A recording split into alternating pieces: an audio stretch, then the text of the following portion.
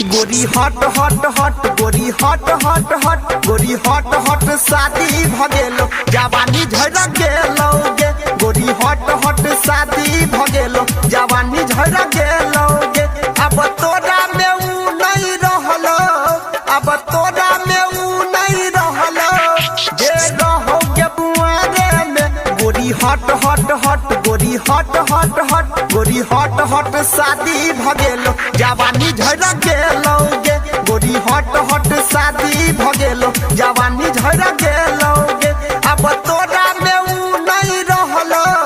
अब तोरा में ऊ नहीं रहलो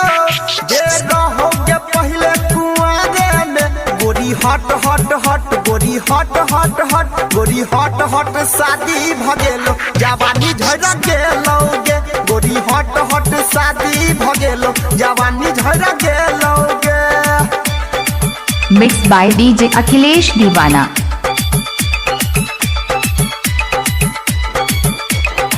क्या नाम है आपका? डीजे रीमिक्स अखिलेश दीवाना अखिलेश।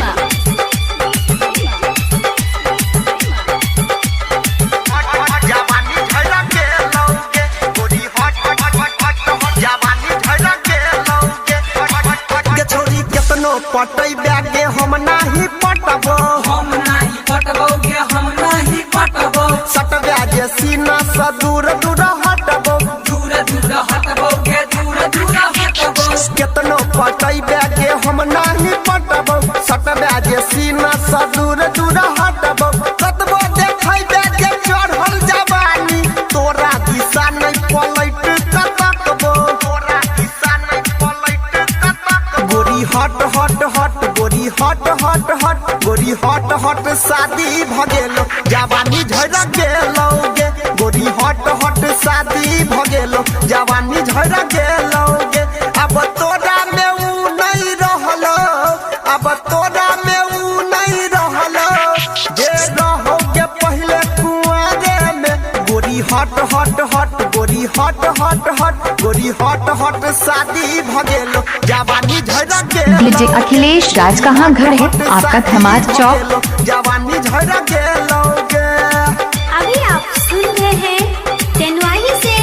माँ दुर्गा म्यूजिक की प्रस्तुति। क्या नाम है आपका? डीजे रीमिक्स अखिलेश दीवाना अखिलेश।